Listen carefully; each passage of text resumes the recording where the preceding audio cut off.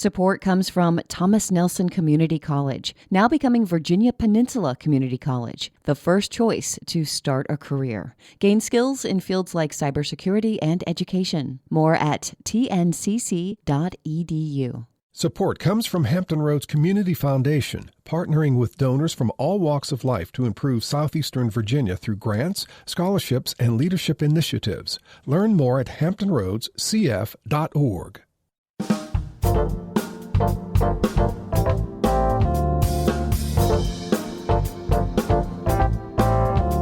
Good afternoon, everyone. I'm Barbara Ham-Lee. Is your neighborhood a healthcare desert? How far do you have to travel to receive medical help? Are you treated fairly when you visit a doctor?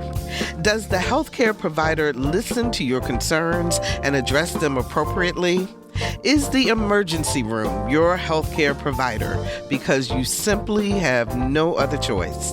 And why are skin color and socioeconomic status factors in the quality of your healthcare?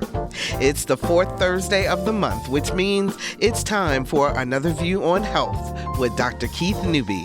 Stay tuned. We'll be right back after this news from NPR and WHRO News.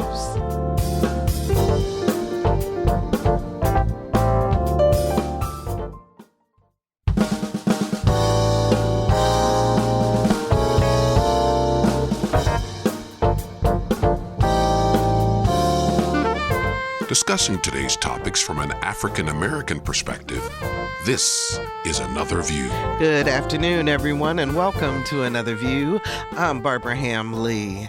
I know a lot of you may have tuned in today expecting us to talk about what has happened, the horrific shooting in Uvalde, Texas, that we've all been grappling with this week. And the Another View staff is also grappling with how to best talk about this, how to best put together a show that is going to be meaningful and that is going to be helpful to our community to help all of us cope. So we are working on that, and we will bring you that show next Thursday. We wanted to take some time and to let things let the dust settle a little bit and see exactly where we're going and what's happening, so that we can bring you programming that will truly, hopefully, make a difference and give you some food for thought. But there's a lot of other things that are going on, and it is the fourth Thursday of the month, which means it is the time for Another View on Health with our favorite cardiologist and medical director of health equity for Sentara, Dr. Keith Newby. Keith, how you doing? All right. How are you doing? You know what? My emotions are all over the place. I will be perfectly honest with you. When I first heard the news, I was numb, and then as more things unfolded, then I just became so sad, and then I was mad, and I'm just everywhere. Well, you got a right to be. The one thing about it is, unfortunately, gun control remains a very politicized topic. Reasons I don't understand. The things that I found interesting, abortion and gun rights are two areas that seem where politics become intimately involved. Yeah. My biggest thing, what I would just say, and I know you're going to talk about this next week, I don't dismiss anybody that talks about Second Amendment rights.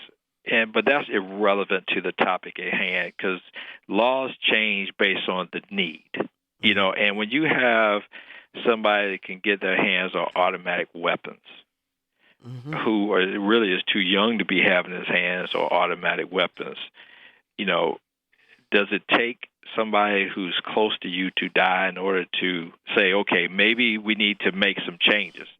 I don't care that people own a gun as long as they're responsible with that gun. And if I can go to a store and buy 20 guns and I can sell them to somebody else, which is what a lot of times happens. Yeah, store purchasing. Yeah, that's a problem. If I could buy 20 guns here and then go to drive to New York and sell them up there, that's not what the point of the Second Amendment right was. It's supposed to be protecting yourself, not making money so somebody else gets killed. So again, my job as a physician, I'm about life. Yeah. And for me to hear something like this is a heartbreaker. And it's totally preventable.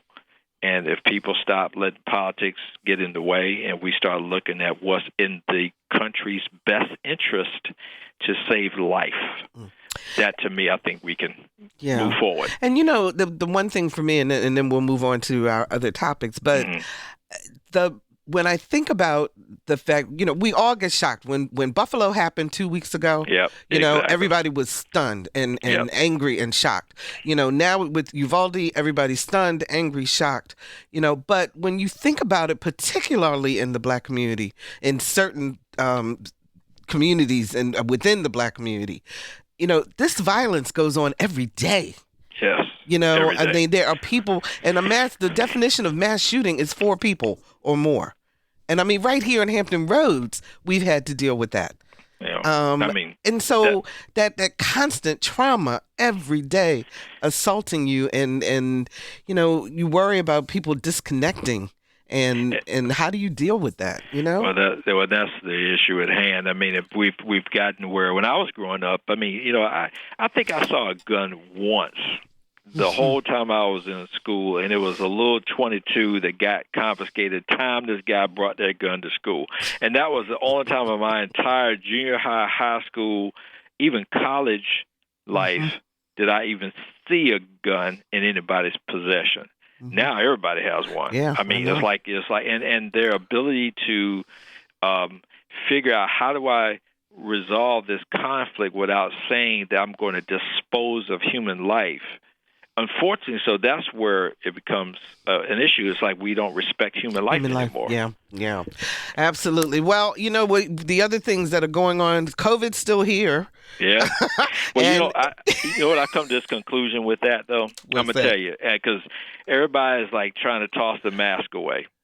And I hear them, and they'll say, well, the numbers are down. And I say, well, I keep hearing about people getting COVID all the time. Exactly. So that's telling me what's happening is, and what I want to caution the listening audience, I can't remember if I brought this out before, but, I think unfortunately, so with the advent of home tests, people are testing themselves, find out they're positive, they're not reporting it to anybody, and they're quarantining at home, or they just test positive, go to work anyway, and give it to a bunch of people. I mean, COVID is still here. And now, granted, I do not see, because of vaccinations, and only because of vaccinations, we're seeing less loss of life. But people are still getting long hauler syndrome. I mean, I still got people. I had somebody recently who had COVID about 2 months ago. They're still on a home oxygen. Well, Keith, you know what? We actually, in our Another View family, have been affected by COVID, and we're going to bring on Lisa Godley, our producer, who is just getting back from being sick with COVID. Lisa, you were vaccinated, fully vaccinated, you had your booster, and it still was not a walk in the park, was it? It was not a walk in the park, Barbara. Definitely not. Actually, I thought I had a cold. I thought I had a cold, or I thought it was allergies at first. And I started getting chills.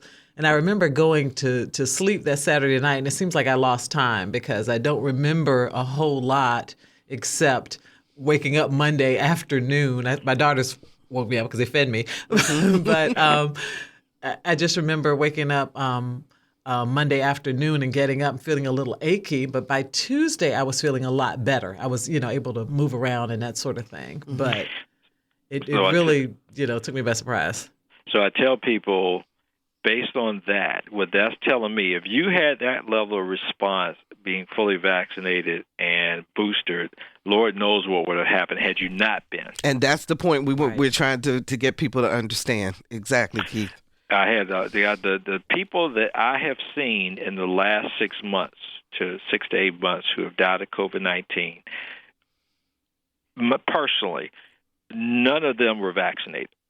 None of them. I've not had anyone die personally of COVID-19 that I have seen in the last 6 to 8 months who were vaccinated and boosted. None of them. They've all been unvaccinated people who have died of COVID-19.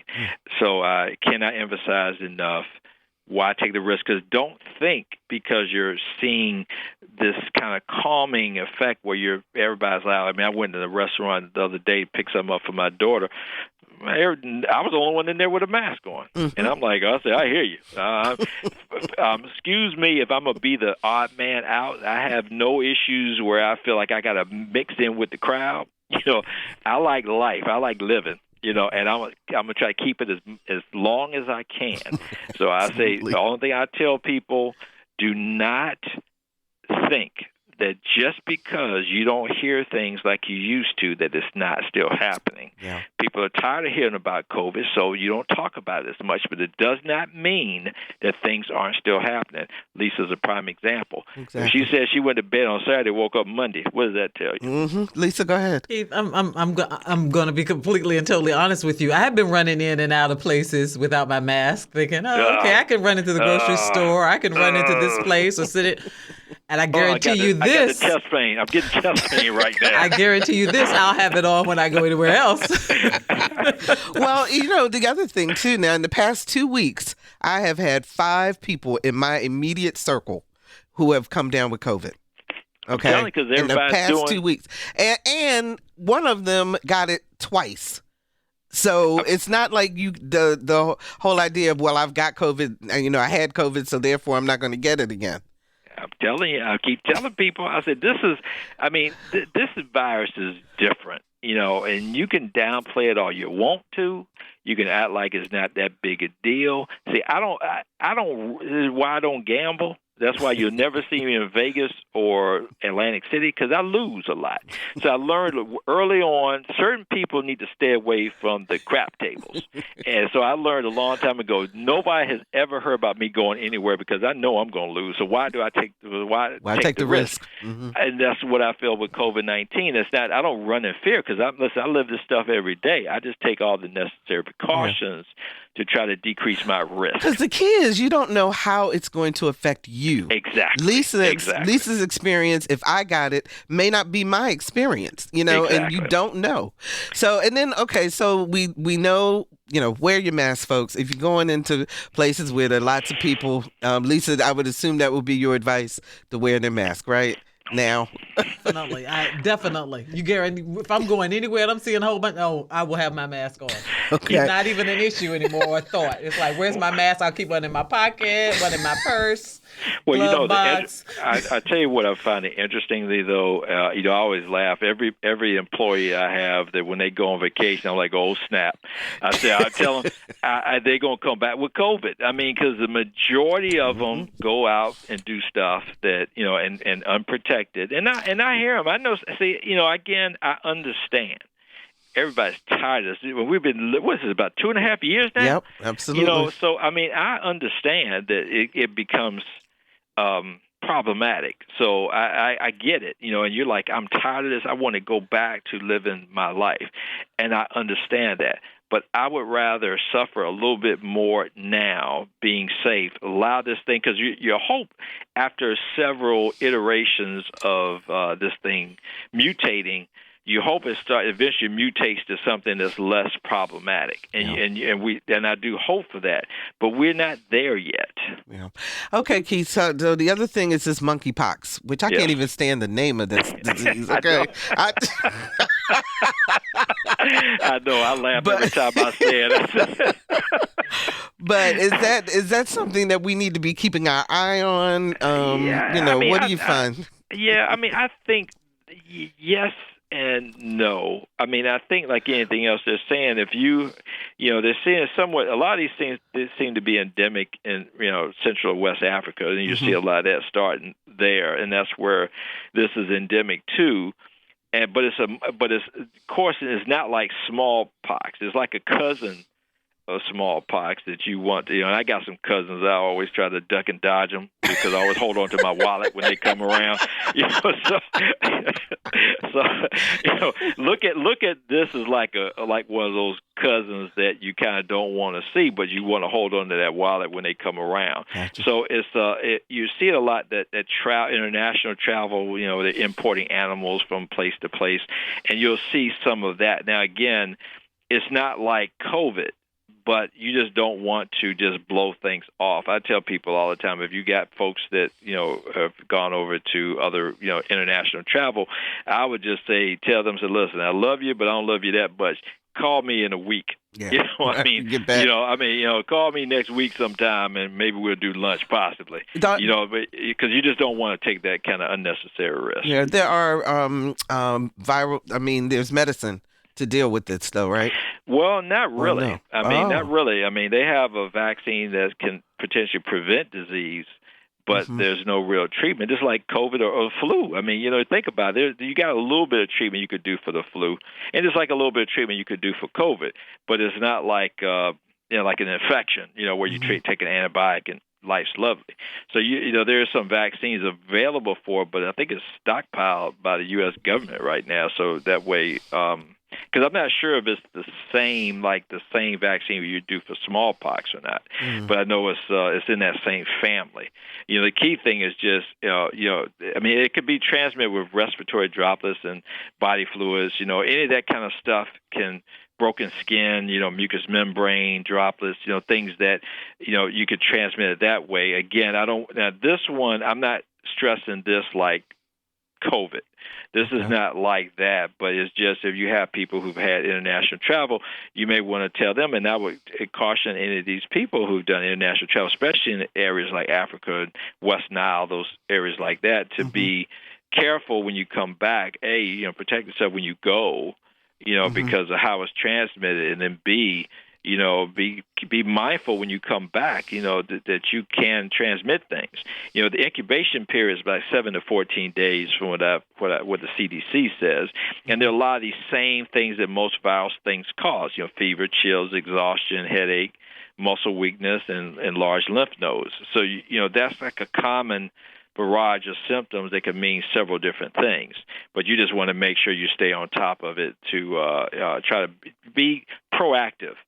And I tell people that's the best piece of advice I can tell people. Be proactive. Understand what the potentials are. Don't just blow things off because you can affect somebody else. And that's the thing that I'm hoping people hear loud and clear. The things you do, the moves you make, the places you go, we're not talking about just things that affect you. If you have a kidney problem, you can't transmit a kidney problem. But you could transmit a virus, certain types of infections. You can transmit that. So you just want to be careful to understand that which you do can affect other people. Yeah. So for a while now, we have been introducing you as a cardiologist and also as the medical director for health equity at Sentara. Yes. And your foundation and Sentara have partnered on this whole health equity thing. So we said today, let's explore this. What exactly does this mean in terms of our health? What are you doing? Yeah. Well, essentially, and I want to give people kind of definitions because you hear the term like health equity, you hear disparities, and what does all that mean? And I'm going to give you a couple of kind of ideas that may help bring some things to light. But when we talk about health equity, we're saying this exists when all people, regardless of race, sexual orientation, disability, socioeconomic status, or geographic location, they have fair and just access, opportunity, and resources to achieve their highest potential for health. So when you hear that term like social determinants of health, that all goes into this because it's not just you going to the doctor, but where do you live? How do you live? What access to foods you have? That all that can impact. Because you think about it, if you're living in a food desert and your access to healthy and nutritious foods are quite limited, what's that going to do? That's going to impact. When you hear like people have like total body inflammation, a lot of things that we eat can trigger a lot of that, which can lead to certain forms of diseases. So if somebody lives in, say, a affluent neighborhood who has Harris Teeter or Kroger's or some other, or Fresh store. Market, they have access to healthier food choices versus you go to a place where you have just a convenience store. I won't say any names. Just a convenience store that you go in and get something that you get like some kind of processed whatever. Then that's going to impact that long-term health, and that all can kind of impact. So when we say health equity, we're looking at all people, regardless of race, their socioeconomic status. Everybody has a just access and opportunity. Now, when you say disparity, health disparity is a difference that affects a person's ability to achieve their health. So when you talk about like race or gender or education, say somebody that may have less education, who may have a job where they're only making minimum wage, they're not going to have the same access to a stockbroker, that it may making $10 million a year, who can go anywhere and do anything they want to do, live in the best neighborhoods and have access to all the things that they need. Now, I'm not saying that somebody who's making minimum wage also should be given $10 million a year, but what you want to do is level the playing field. So that there are differences, and I tell you, and look at it like this. I'm gonna give you a quick example.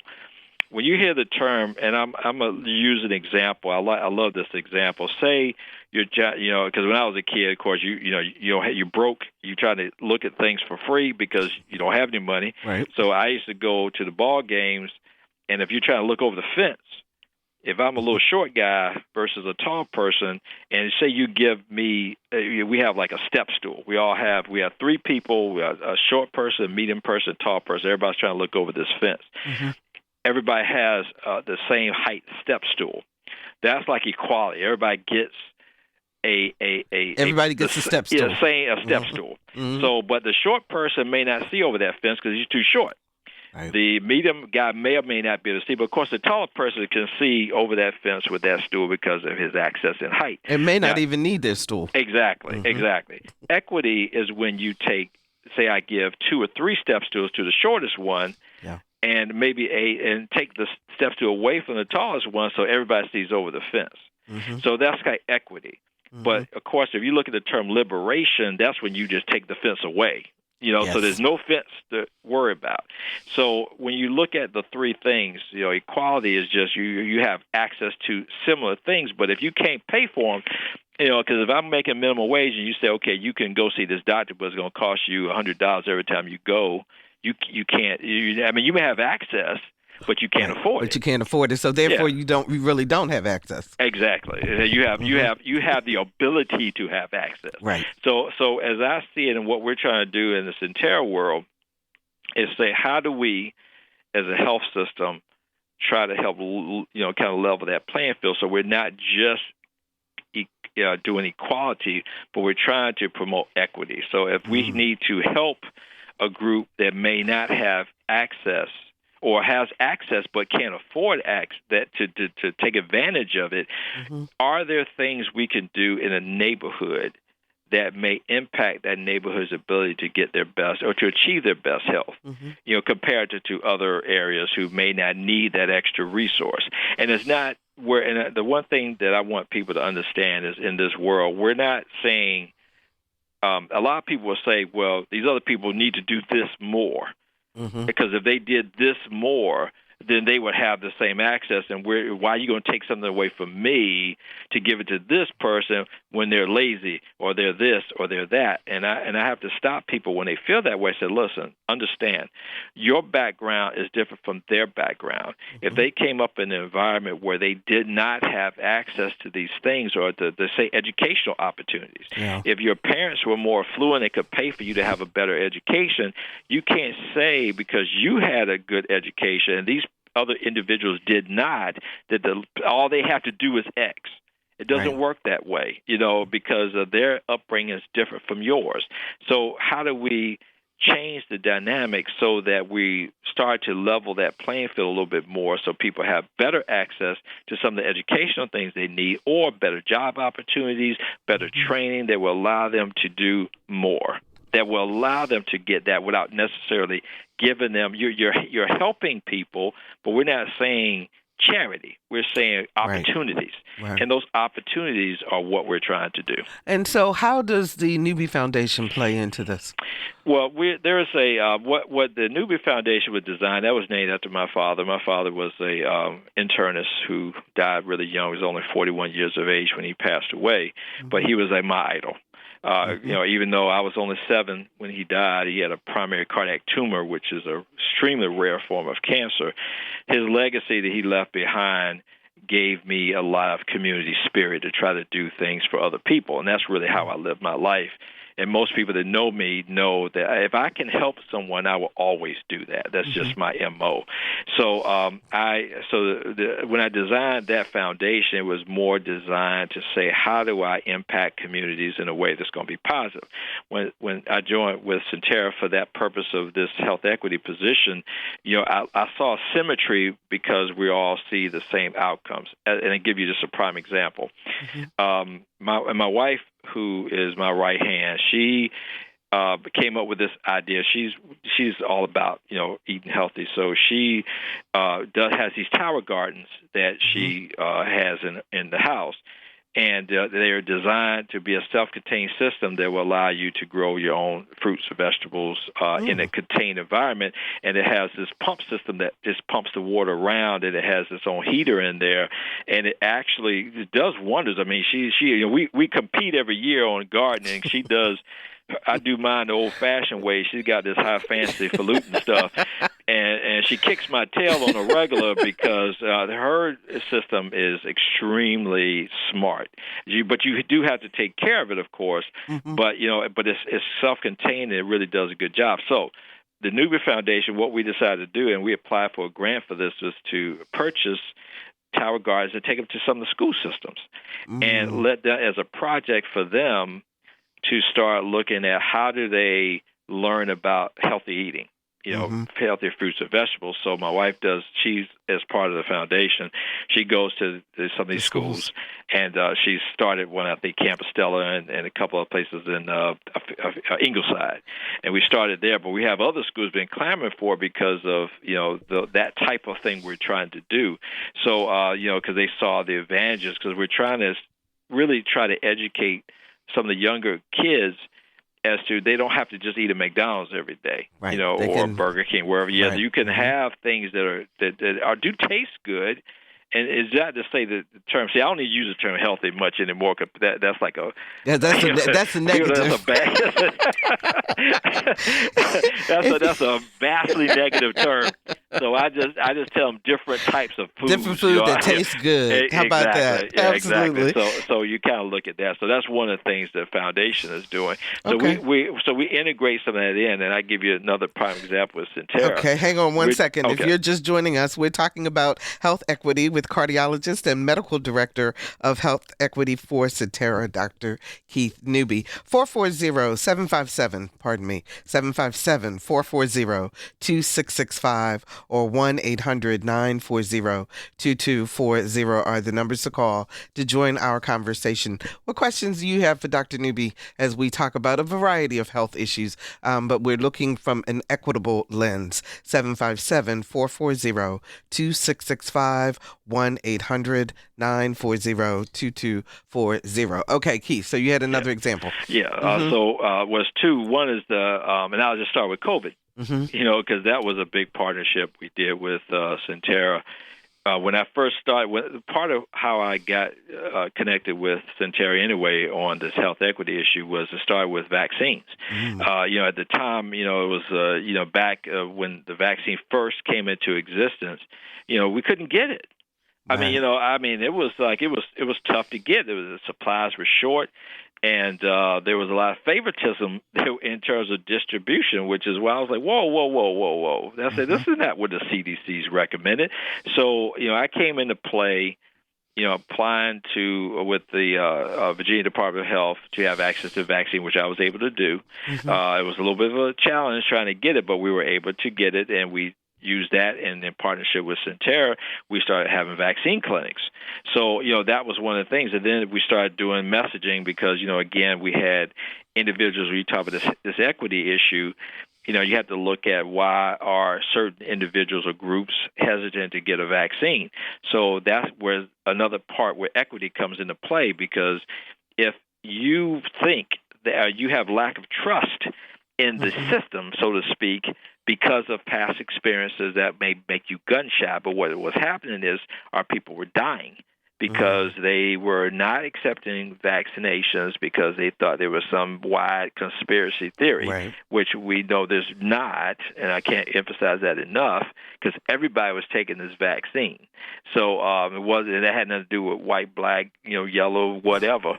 I mean, it was everybody needed to take the vaccine. Yeah, everybody needed to take it. So we had to figure out how do we change the dynamics. So we did a lot of messaging, filmed a lot of things, radio, Facebook, whole 9 yards, trying to emphasize that this is not the enemy of the people. So the difference in equity in this example, then, Keith, becomes being very intentional about the ways that you reach populations of people, correct? Exactly, because you have to understand where people, and the one thing, if you think about it, if I can't understand, I can understand my people. So I understand where that trust issue comes in. But if I'm just a person who may not have that background experience, and I'm trying to talk to a patient and get them to see why this is important for them to do, but I don't understand the background which caused the problem, and I talk to you a certain kind of way, like I don't understand, you're being ridiculous in your fear. Yeah.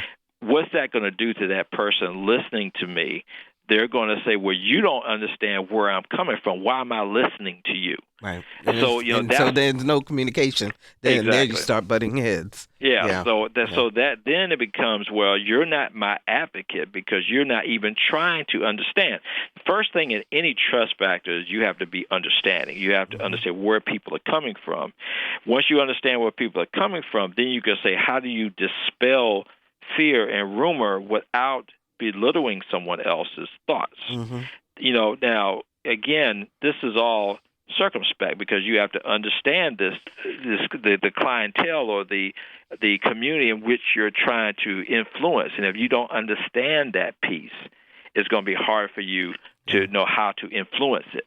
Yeah. So that's one of the issues. And one of the other things we're doing with Sentara is we're designing these community care clinics, and these community care clinics are like private practice offices, but have a different somewhat design. You go to most doctors' offices, you check in, you do your copay, you get pulled back, get triaged, you see the physician, they give you a plan, you get checked out, and you go on about your way.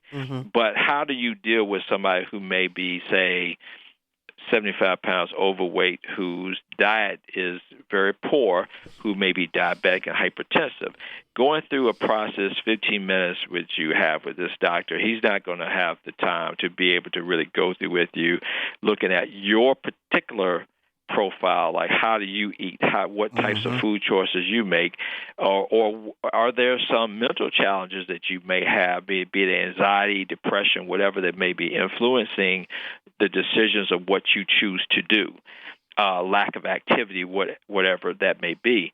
This community care clinic we're looking at designing, which we hopefully will be opening up in the next month or two, part of its design is to have, it's almost like you having a health team involved. So you have social workers, mental health professionals, nurses, providers or doctors who, and possibly even pharmacists that can look at how do we as a team approach your particular situation in a way that's going to be beneficial for you long term. So it's more of a holistic look and a one-stop shop, so to speak. It sounds a lot this week. The city of Newport News and Riverside announced the opening of the Charlie Hill and Golden Hill clinic in Southeast. In Southeast section of Newport News, where again they're looking at doing this holistic opportunity for people in low-income areas to come to one place to get dental care, to get medical care, pharmacy, all the things that people don't understand. It's very difficult, especially if you don't have a car in this area, and public transportation may not be as reliable. For you to have to go from the doctor's office, then you got to go across town to the pharmacist, then you got to go to the, someplace else to get your lab work done. All of that becomes even more burdensome, and that also plays to that equity piece, does it not? And it definitely does. And these are the things that we're trying to tackle, because this is where it comes into truly caring for communities, and not just saying, a lot of people are taught the talk, but they don't actually walk the walk. And that's what we're trying to make sure that we do different. And one of the things that I told Sentara when they approached me, about doing this, I said, well, I'm all about the good of the community. I said, this is one of those kind of, just a figurehead positions. I said, I'm not the one. But we're really going to make some changes and do some things. I said, I'm down for the cause, but if this is a figurehead position, I don't think that's going to be suitable for me. And they were very upfront with what their intentions were, and they wanted to change communities for the good. So, and they have stuck to whatever, what we talked about. They have been true to form on this. We still have some challenges, of course, because we got to implement this stuff. But, but we're really on the verge of trying to hopefully make some major changes, that we hopefully will bring this equity to a true understanding. 757-440-2665 or 1-800-940-2240. Rich joins us from Portsmouth. Hi, Rich. You're on the air. Hi. I just was calling. I know that when we think about access to services and the need for the services locally, and I appreciate that you guys just mentioned that if you don't have a car, it's kind of hard to do things. But the Bon Secours and Maryview and Portsmouth is no longer doing births. So it's like there's no way to have a baby unless you're at the Naval Hospital, but no way to have a baby in the city of Portsmouth to deliver your baby. And I feel like it's just. Yeah, so just out of curiosity, do you know where they're advising these individuals to go? They have to go across the tunnel? They could. You're right, to Norfolk or to Chesapeake or to Suffolk, right? Yeah. Wow, I didn't realize that. It's such a letdown. And frankly, though, both of my children were born at the birthing center, and when I found out they closed it, I thought, wow, that's such just a letdown. And then I thought about, we have resources. My family has resources. We can drive to Suffolk or Chesapeake. But if you don't have a car, and that's a very good point.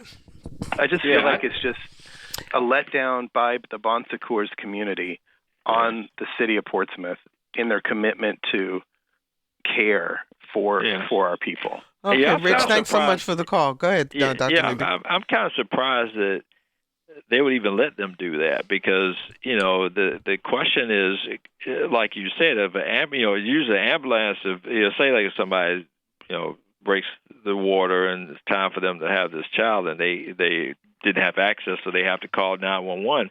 They got to take them to the nearest facility, right? Which if they live in Portsmouth, is going to be Maryview. So I'm like, so what do they do if they get there and they're about to deliver this baby? I hope they're not going to turn them away, or ship them to another hospital. I find that interestingly odd. If there was another facility in Portsmouth that you could go to, I could understand that, but in the situation where that is the only medical facility in Portsmouth that I know about is Maryview. So and we would have to ask.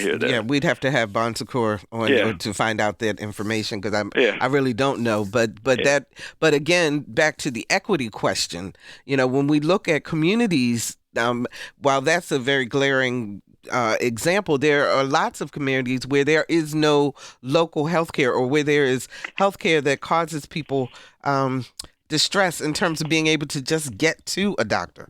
And so therefore, or a place where they can get care, and so then they choose the emergency room because they wait till the last, till it's too late. You know what I mean? Some of that, of course, is when you talk about that access issue. If you go to a doctor and they tell you got, like say, if you go to a specialist and you got to do a $50 copay. Right. The one thing that frustrates me is, people will fuss at me saying, your copays are high. And I'm like, well, it's not my copay. That's the insurance company's copay. But let me ask you this about that, too, Keith, because that's a very good question. Is it up to, or is it appropriate for the medical community, the doctors, the nurses, the nurse practitioners, et cetera? Is there any pressure you all can put on these insurance companies to help with that?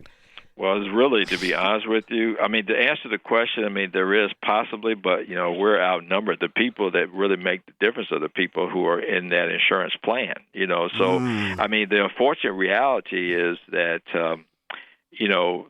when you're talking about, when you see me as a physician, I'm physically there. You can touch me. You can talk to me. You can see me. When you're calling an insurance company, you're just calling some random number that you don't know who you're talking to on the other end of that call. So, and then a lot of it is, that you may be getting insurance plan because of your job, and you're just like, well, I'm just taking this because, it's part of my benefit package with this particular employer. So, you're kind of like stuck between a rock and a hard place. But I'll be honest with you, I really dislike insurance companies because they play a lot of games, a whole lot of games, with this. Like they'll tell a patient, if you want this medicine, all your doctor has to do is fill out this form. I mean, no, that's not true, because you can fill out the form all you want to. They're going to try to come up with some excuse to not, approve this medication, or they'll sit there and put you through so many hoops that you say forget it, because their goal is to make money. And I'm not dismissing that. I understand it, but I think we give as a community, we give insurance companies a pass. We don't really blow them up like we. Let me not use that term. let me rephrase that. Yeah, what I mean is we don't hold them accountable to what they should be doing, which is what we're trying to do, which is a level the playing field. Yeah. That's kind of to me where things fall into place. How do you allow a patient to be able to have access to some of these things that they really need to live their best life? Part of that is to be able to, get access to the doctor. I mean, they should be providing some transportation issues. With the clinic we're looking at doing, we're trying to involve the community. So we went to a lot of churches in the community, civics leagues, and we met with them to say, okay, like we did this in Berkeley. What is it? What are the needs of this community? And some of them brought up transportation, and we're trying to partner with some of these churches and say, can you allow some of your vans to help with some transportation issues, as we're going to be providing some, and, just make it a community-wide issue. Can we help train local residents who may be looking for employment opportunities? Can we hire within that community as opposed to bringing in people from the outside, where we're giving people an opportunity to have a healthcare career. Okay. So these are the things that we're doing that's going to be different, I think, from what most other clinics do. Let me see if we can get one more call in before we have to go. Mary Alice joins us from Franklin. Hi, Mary Alice. How you doing? Hey, I'm doing well. Good. And I hope Dr. Newby's doing well, too. Thank you. I am. Appreciate you asking. I just wanted to follow up with the previous caller's comment that Portsmouth doesn't have any place for people to deliver. Franklin does not either. When Community Health Systems owned the hospital here, they got rid of the birthing center. So, and Franklin has a lot of poor people here, and we don't have public transportation. So where do they go, Mary Alice? I assume they go to Oversea and Suffolk. I don't know whether the hospital in Emporia has a birthing center or not, but Suffolk would be the closest. Wow. Well, I tell you, Barbara, I think what it boils down to, the one thing I've learned in any decision-making process, follow the money. And I know what happens a lot of times is you have young women who may not be insured, so essentially they're delivering free care, which is part of, to me, the benefits of you being a tax-exempt organization is, you're not paying taxes like I have to pay. I got to, listen, when tax season come around, I get chest pain. So, I mean, but that's part of the process, but again, I think that if you really look at it, that's really what it boils down to, is it has to be a financial decision they make, but the problem is the community still has to be cared for. And like you say, maybe for a different discussion at a different time is maybe bring this up on a different day. We can ask Bonsecours. Yes, I would like to do that. As a matter of fact, we will plan to do that on one of our next shows, Keith, or one of our upcoming shows, because I think that that's a really interesting decision that needs to be made, and I really would love to hear from Bonsecours about how they made that decision and what do the women of Portsmouth do, because they're still having babies. So that's something that is just very, very important. So we've got about 3 minutes left. When you open this new clinic, do we know where it's going to be? Yeah, it's on Main Street in Berkeley. It's going to be part of I have to remember, there's a new apartment complex, and I don't know why I'm blanking on the name. I have to give it to you at a different time. But it's it's right on Main Street, right across. Is it near from, that new grocery store? Yeah, right.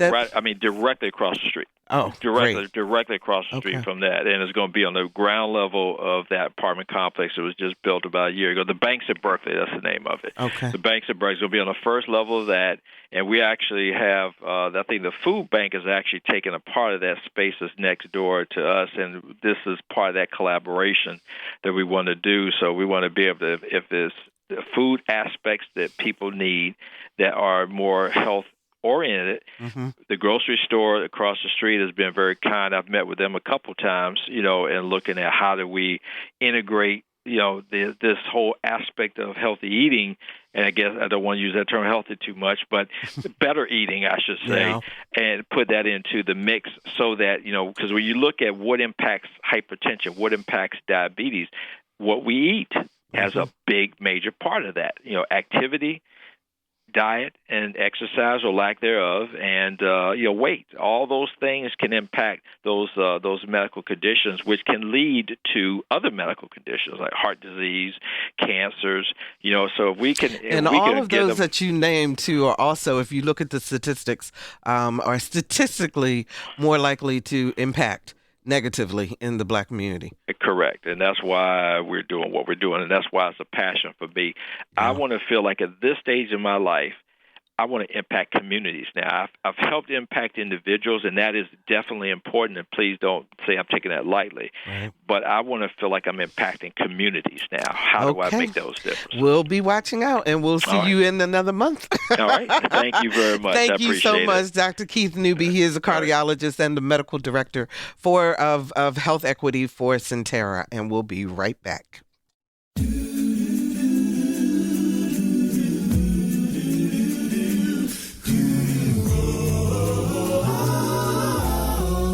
Hi, I'm Claude McKnight of the group Take 6, and you're listening to Another View. There's a new sun rising. I can see a new horizon. You will keep me realizing you're the biggest part of me. And welcome back. Imagine experiencing flooding so severe that it destroys your home, your community, and your livelihood. Now imagine starting over with no money, no family support, and only self-determination and the kindness of strangers to keep you alive. Well, for a group of young men in the country of South Sudan, this was their way of life. Our Lisa Godley recently spoke with one of the young men who for years has called the Kakuma refugee camp his home, and the Norfolk woman who is trying to help. It wasn't a war, but an unprecedented weather event that forced Johnny and thousands of others to flee their homes in South Sudan. Heavy rains forced the Nile River out of its banks, resulting in flash flooding, the raging water quickly engulfing their homes, farms, livestock, and most tragically, loved ones. Dozens of Sudanese villages were washed away and tens of thousands left homeless. Some of the survivors, like Johnny, settled in the Kakuma refugee camp, a compound established in the early 90s following the arrival of the Lost Boys of Sudan. And while Johnny doesn't complain, life here is difficult. For example, the World Food Organization has dramatically reduced their rations due to a lack of support from donor nations. So there is very little food to go around. When was the last time you had something to eat? I didn't eat anything because it is very hard. The food that we had, we can minimize it so that we can end the month. We eat only once in a day. Even before he and the other young men in the camp can prepare that one meal, they must walk to get water from the closest pump, which is 40 minutes away. We have a wheelbarrow. We can support ourselves with it. If it is very hard, we don't have wheelbarrow. We use our hand to carry containers to our house. That's what we do in the morning, and then we clean the compound. At night, they sleep in a small house made of mud brick on dirt floors, keeping a watchful eye out for intruders like scorpions and snakes. Each day, they make the best out of what many would call a bad situation. Most are orphans, a result of war or catastrophic weather events. Most, like Johnny, once attended school, But with food and other supplies so low, the money once slated for their education is used to keep them alive. We have a lot of challenges. Thousands of miles away, Julie Hill, the executive director of Outreach Africa, and a handful of volunteers do what they can to help. Julie met two of the lost boys when they were working at her local grocery store in Ghent. They shared their journey from Sudan to America, and Julie knew she had to do something to help South Sudanese refugee families both here and in Africa. They had been in the camps for 14 years since their villages were destroyed. Wow. They were separated from their parents or watched their parents murdered in the villages that were burned. They were chased at gunpoint back across the Gilo River, where at least 11,000 of 30,000 of them drowned. About 20,000 were left. So they were facing alligators in the river, gunfire from both sides. Those who made it to the other shore walked to Kenya, which was, weeks and weeks. And during these treks, when they were fleeing for their lives, they were chased by helicopter gunships. They were chased by bombers. They felt like they could only move at night, but that's when lions were moving around and they couldn't see the snakes. And this was all children, watched them die or heard them screaming and being dragged away. They buried many of their friends that starved along the way. Some just sat down and couldn't go any further. So the ones that made it, which was about 11,000, they are real survivors. For the past 20 years, Outreach Africa has worked diligently to help with food, medical needs, and education. Tens of thousands have graduated high school, many gone on to become teachers, nurses, engineers, and public health workers. But for those still in Africa, like Johnny, the struggle continues. There's a clinic they can go to for some things, but no hospital where surgery can be performed. Are there people there in need of surgery? Yeah, a lot of people. Johnny needs surgery right now. He has a big lump on his tonsil, and he needs surgery. Yeah, they don't do surgery, yeah. Johnny, who is now 23, has been in the Kakuma refugee camp for 8 years. The youngest in his group is 14.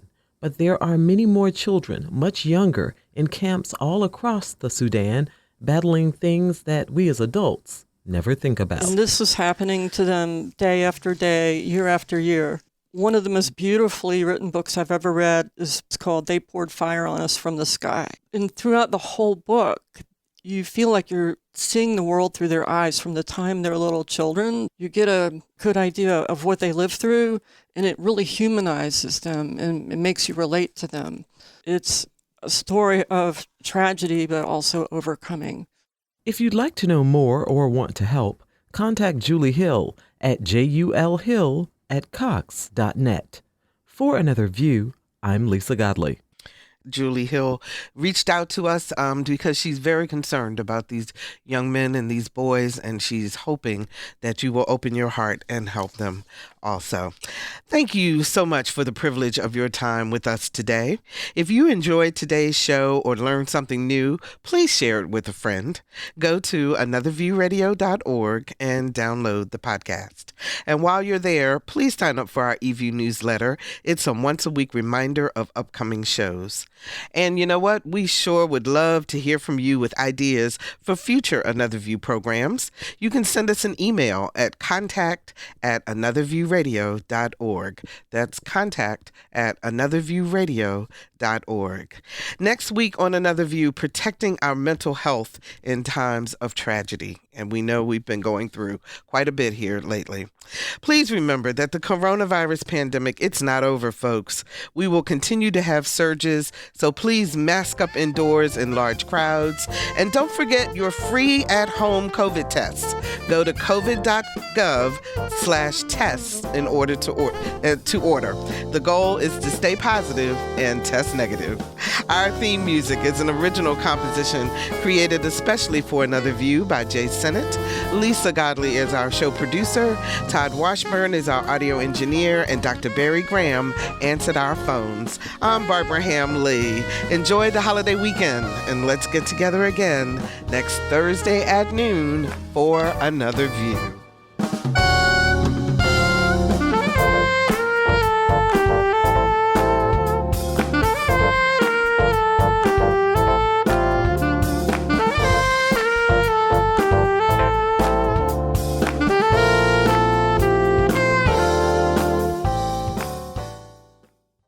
Support comes from Thomas Nelson Community College, now becoming Virginia Peninsula Community College, the first choice, whether starting your bachelor's degree or advancing your career. More at tncc.edu. Support comes from Hampton Roads Community Foundation, carrying out your charitable wishes forever, whether it's helping shelter animals, feeding the homeless, enhancing the arts, or supporting students. Learn more at leaveabequest.org.